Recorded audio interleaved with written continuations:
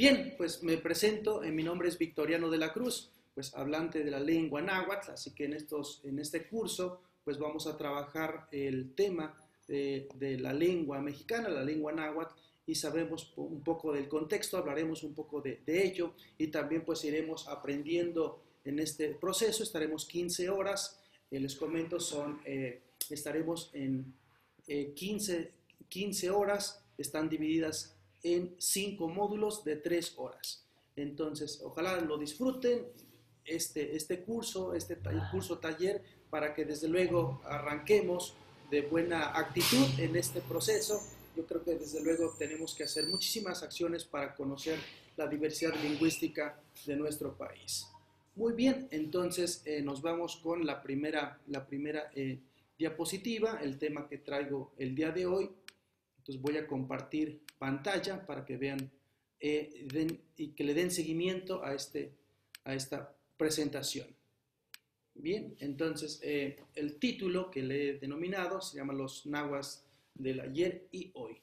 Bien, entonces estamos aquí en el espacio de rutas compartidas y agradecemos y agradezco el espacio. Estamos aquí en Manuel Acuña 469. Bien, entonces temas que voy a abordar en esta primera parte son dos, que es la importancia de conocer la lengua náhuatl en el contexto de la salud. El segundo punto sería la lengua náhuatl en México.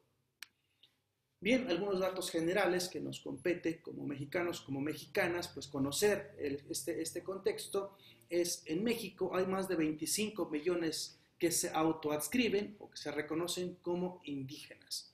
Bien, de ellos, más de 7 millones son hablantes de una de las 68 lenguas que reconoce el Instituto Nacional de Lenguas Indígenas y el INPI, que es el Instituto Nacional de Pueblos Indígenas. En Jalisco, hace un año sacaron el dato, en el 2019, en Jalisco, en todo el estado, pues hay más de casi 900,000 indígenas que se autoadscriben como indígenas. Entonces, esto es bastante interesante porque pareciera, desde luego sabemos que toda la zona metropolitana, pues radican personas de diferentes grupos étnicos, que más adelantito los vamos a mencionar cómo están divididos en todo el territorio nacional y desde luego para lo que nos compete aquí en el estado de Jalisco. Bien, aquí les muestro este mapa describe, está hecho por el Instituto Nacional de Lenguas Indígenas, por en el 2008. Aquí marca el catálogo de lenguas indígenas nacionales, así le autodenomina, y la distribución de lenguas indígenas por familias lingüísticas. Reconoce el Instituto Nacional de Lenguas Indígenas a 11 familias, donde ellas, por ejemplo, la lengua cora tiene algunas variantes dialectales, y también en el territorio nacional, que es lo que está en color verdecito, sería para la familia nahua, es decir, para la familia o el grupo lingüístico nahua. Aquí en este mapa muestra, en 16 estados hay presencia de población nahuablante.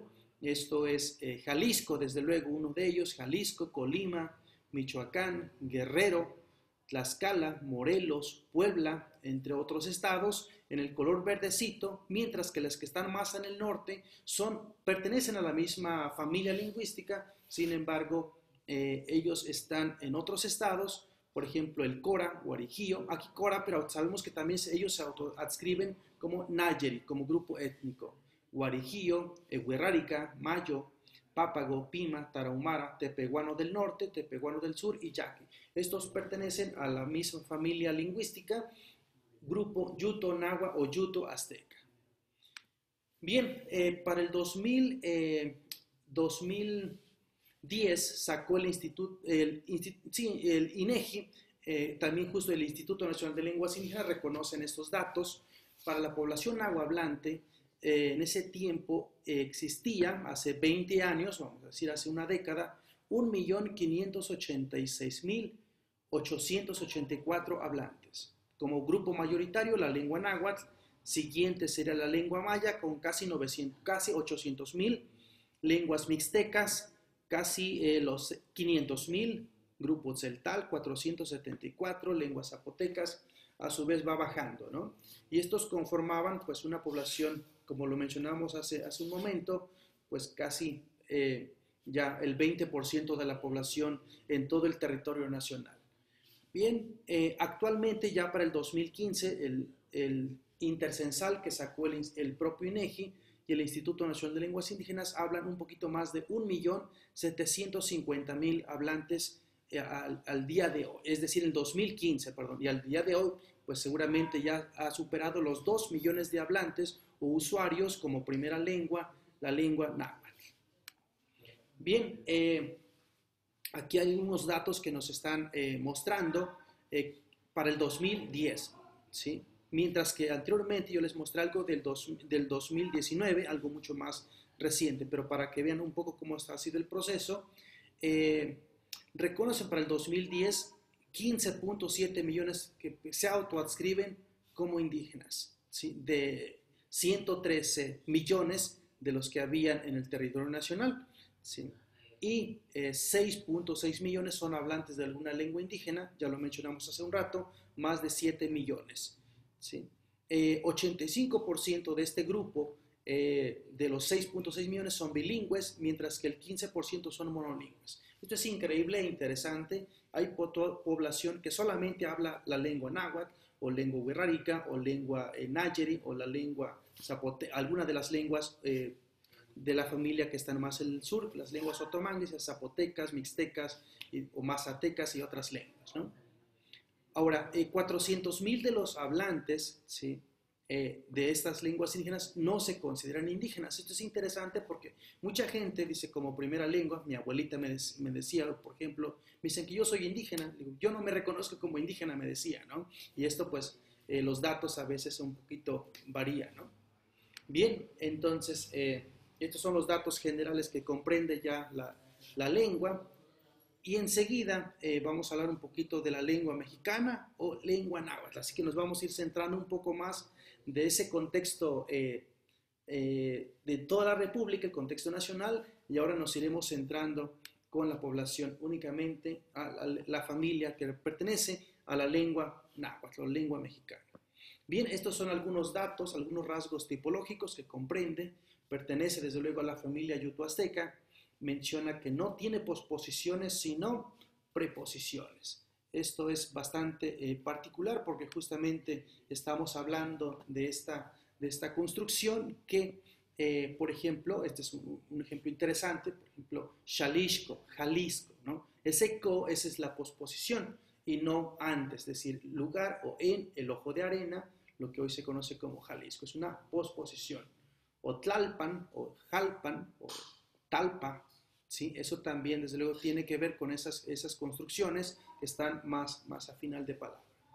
Bien, el orden básico, comúnmente la lengua se comporta de sujeto, verbo, objeto, en ese orden.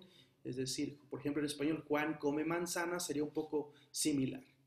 Bien, algo interesante que quizás esto les puede dar o les dará dolores de cabeza, quizás un poquito con un analgésico seguramente se les puede quitar, es la morfología verbal, ¿sí? La morfología es lo más interesante y puede serlo un poquito más pesado, sin embargo, desde luego, pueden aprender cualquier idioma y quitarse quizás un poco ese estereotipo de lo que hay a veces con las lenguas originarias que son tan difíciles, que son tan incomprensibles. Eso es puro cuento. Decir eso es simplemente mostrar desinterés por aprender una lengua originaria, una lengua local, ¿no? Bien,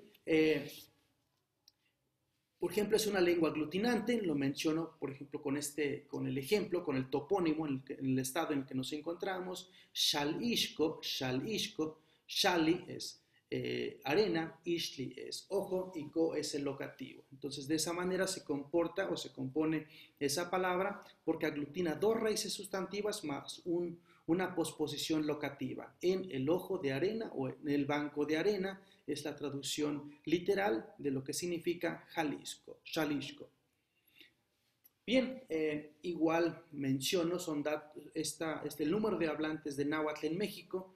Estos son datos del 2010, son personas censadas de 3 años y más. En ese tiempo, pues 1.586.884 usuarios de la lengua Y los estados que tienen más población hablante es el estado de Puebla para el 2010 con 447,000, seguida de Veracruz 355,000, un poco más, Hidalgo 245, Guerrero con 170, San Luis Potosí con 141, ¿sí? Y va bajando. Para el caso de Jalisco, ¿sí? Reconocen con 11,650 para el 2010. Prácticamente ahorita se ha triplicado, se ha quintuplicado este número de hablantes, y justamente lo mencionaba al inicio, pues casi 900,000 indígenas radicados aquí en la zona metropolitana y desde también municipios vecinos. Entonces, estos datos para el estado de Jalisco,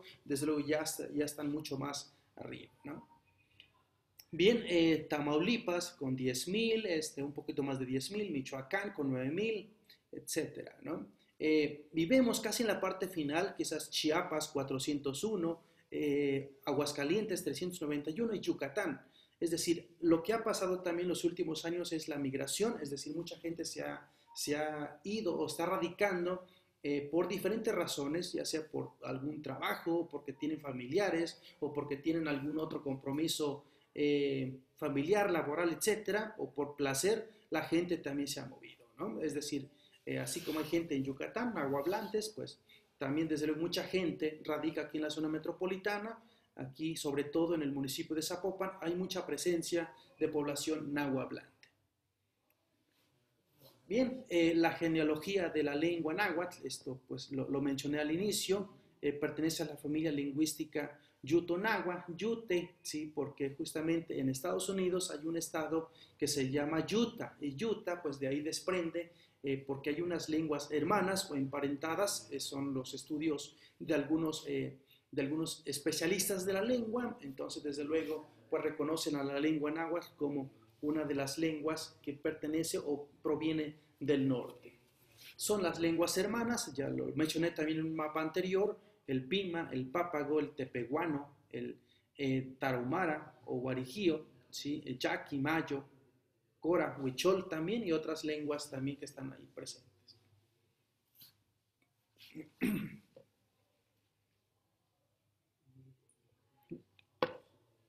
Muy bien, entonces enseguida hablaré de las variantes lingüísticas que tiene la agrupación náhuatl, es decir, como grupo étnico. Sabemos esto no nos debe causar ruido, es decir, a pesar de que el INALI publicó en el 2008 que ahí existen 30 variantes dialectales de la lengua náhuatl, pues esto no nos debe de incomodar ni nos debe de decir más. Bueno, desde luego la población nahuablante estamos en contacto, por ejemplo, los nahuas de Hidalgo con los de Veracruz, o los de Hidalgo con los de San Luis, o los de Guerrero con Tlaxcala, es decir, estamos conviviendo a pesar de que es es una sola lengua, eso sí lo tenemos que afirmar, es una sola lengua náhuatl con sus diferentes variantes dialectales, ¿no? Sabemos que el español pasa lo mismo, tiene muchas variantes dialectales, el español norteño, el español, por ejemplo, que se habla en la costa de Chiapas, o el español yucateco y otras regiones donde se habla la lengua, ¿no? Entonces, por ejemplo, en el español decimos chamaco, huerco, escuintle, morro, chiquillo, niño, infante, plebe, y son muchos términos que se usan para denominar al mismo, en este caso al niño o al infante, ¿no? El náhuatl también tiene sus variantes dialectales, algunas sobre todo a nivel léxico, tiene más presencia de algunos rasgos que caracteriza, y por eso el catálogo de lenguas nacionales reconoce con 30 variantes, pero no se asusten, desde luego hay una inteligibilidad bastante fuerte entre variantes dialectales, ¿no? Eso no nos debe de asustar ni nos debe de sorprender, simplemente son las lenguas que se fueron originando, fueron creando vocabulario, y sobre todo pues eso, ¿no? Al estar en contacto, y sobre todo también cuando una lengua, una variante dialectal está en contacto con otra lengua totalmente diferente, pues es común que se presten palabras, ¿no? El caso, por ejemplo, los nahuas de Michoacán con el purépecha, grupos étnicos conviven y pues se prestan lenguas unas y otras, ¿no? Bien, entonces también me gustaría hacer mención el riesgo del desplazamiento del náhuatl, es decir, como tal, como lengua, también mucha gente está dejando de usar esta variante dialectal, sus variantes locales en sus estados, en estos 15 estados donde hay presencia de población nahuablante con asentamiento histórico y por migración, pues sabemos en toda la República, ¿no? Pero en este nivel regional, algo que está pasando específicamente para el sur de Jalisco, aquí en este cuadro menciono, dice a un costado, digamos la parte izquierda, dice muy alto riesgo, es decir, mexicano bajo de Occidente, mexicano de Occidente justamente es catalogado a la lengua náhuatl, a la lengua mexicana, así se le conoce, mexicano de Occidente, en el sur de Jalisco, así son el catálogo fue la forma en que puso el nombre, y están en muy alto riesgo. Esto no lo digo yo, lo dice el propio Instituto Nacional de Lenguas Indígenas, porque la gente ha dejado de usar la lengua náhuatl como primera lengua. Ojo, como primera lengua ha dejado de usar la lengua náhuatl, el mexicano, ¿sí? Reconocen palabras diferentes de otras regiones, pero pues desde luego una conversación cotidiana pues no la están llevando a cabo, a diferencia de otras regiones que están en muy alto riesgo, o algunos están en riesgo mediano o riesgo no inmediato. Pero al final de cuentas todas las variantes dialectales están en alto riesgo, ¿sí? Yo preguntaría, ¿usted conoce algún hablante de la lengua náhuatl? ¿Qué palabras reconoce? ¿Cuántas palabras? ¿Sí? Entonces, desde luego tenemos que hacer hincapié porque es la forma en que nosotros iremos aprendiendo a esta lengua.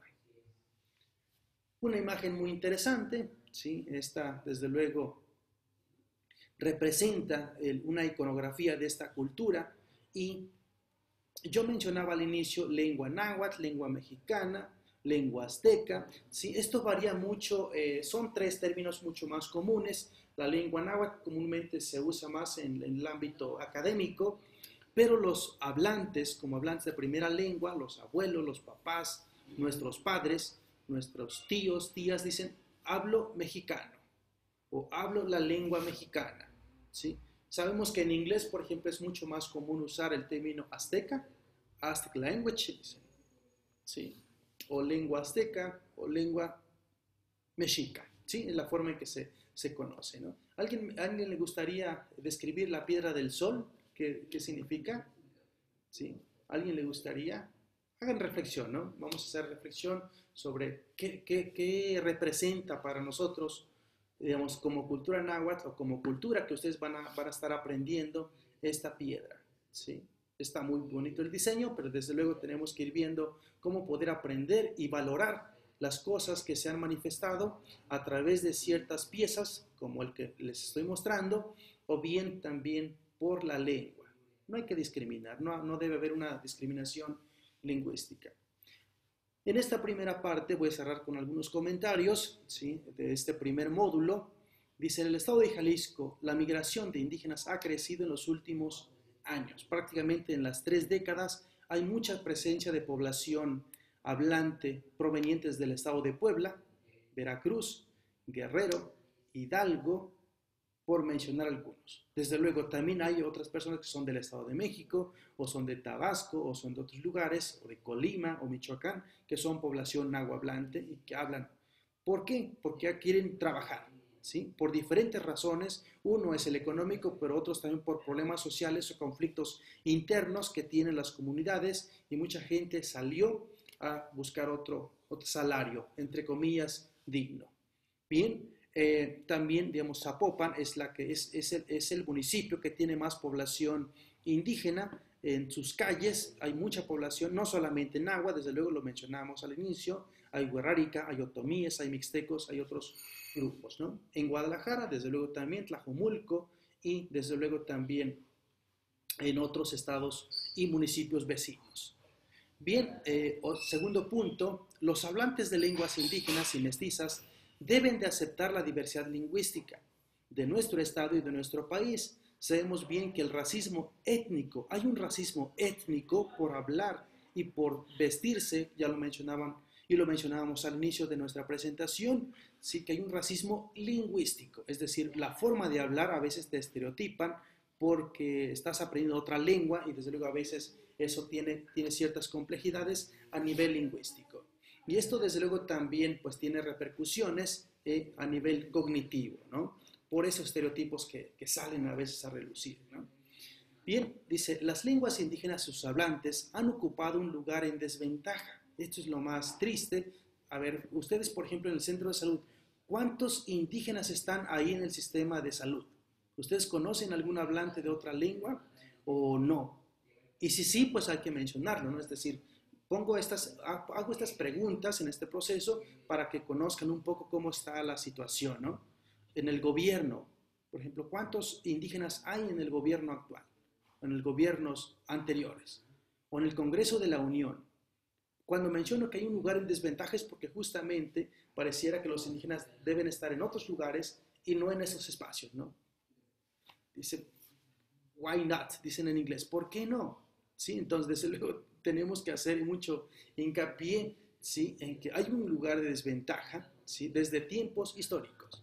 La discriminación que han sufrido los pueblos indoamericanos ha afectado la forma en cómo se ven ellos mismos y su lengua y a su cultura, ¿sí? Desde luego, mucha gente dice, no, pues no vale la pena, no voy a aprender y no sé qué más. Y a veces eso tiene muchas complejidades porque hay una discriminación y esto es real, no es algo imaginario, no es algo que nosotros estemos diciendo, usemos un discurso, esto es práctico, es real, ¿no?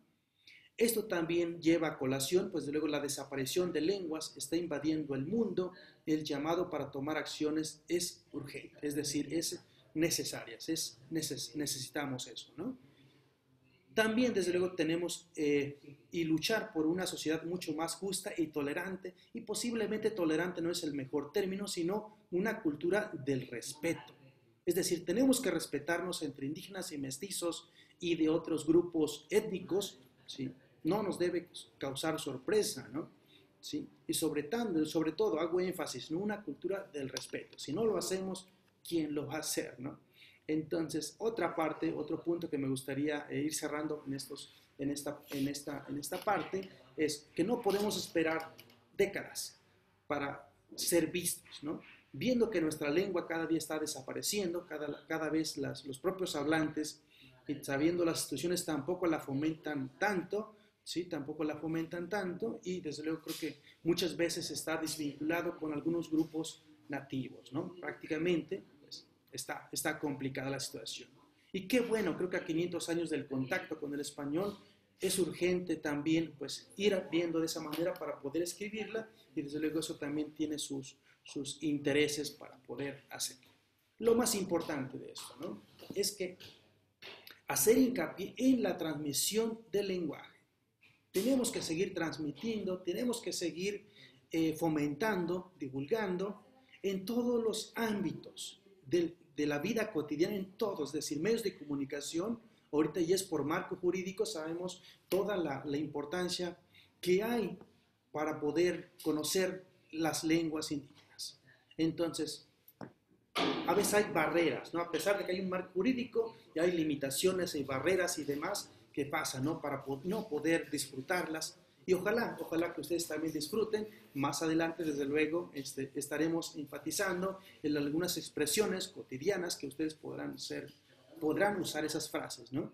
Entonces, pues desde luego creo que tenemos que hacer mucho hincapié en la transmisión de la lengua. Bien, entonces esta es la primera parte, así que pues termino cerrando diciendo, pues vamos a trabajar juntos y juntas también, y desde luego tenemos que hacer muchísimo esfuerzo, así como lo tenemos que hacer, ¿no? Y quitarnos esos estereotipos que hay, ¿por qué no aprender las lenguas?